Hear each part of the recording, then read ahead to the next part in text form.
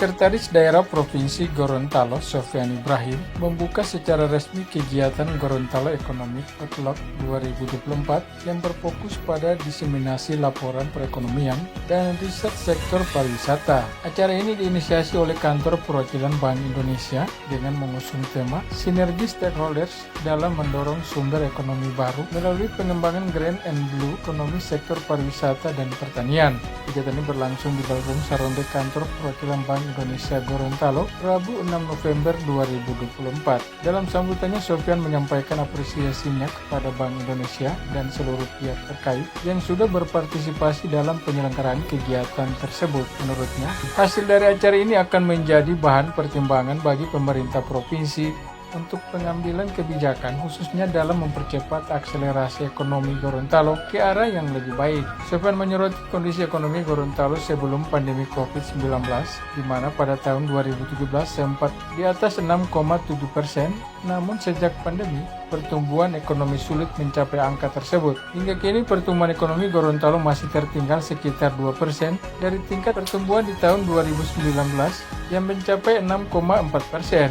Meski begitu, saat ini pertumbuhan ekonomi Gorontalo pada triwulan 3 2024 tercatat naik sebesar 3,98% dibandingkan pada triwulan 2 yang hanya berada pada angka 3,82%. Pemerintah Provinsi Gorontalo memberi apresiasi yang sangat besar kepada Bank Indonesia dan seluruh pihak yang terkait yang sudah menyelenggarakan kegiatan ini, sehingga kita punya bahan yang bisa untuk menjadi pertimbangan dalam pengambilan kebijakan, terutama dalam mendorong akselerasi ekonomi di Gorontalo menjadi lebih baik. Pasca COVID-19, 2018, 2019, 2017 malah kita tumbuh di atas 6,7 di 2017. Kemudian setelah COVID 2020 sampai dengan hari ini kayaknya kita susah ngejar yang 6, itu. Rilis BPS menunjukkan pertumbuhan ekonomi kita di triwulan 3 ini alhamdulillah lumayan bagus. Pertumbuhan perekonomian kita di Gorontalo triwulan 3 kita tumbuh 3,98 dibanding triwulan 2 kita naik sekitar 0,16%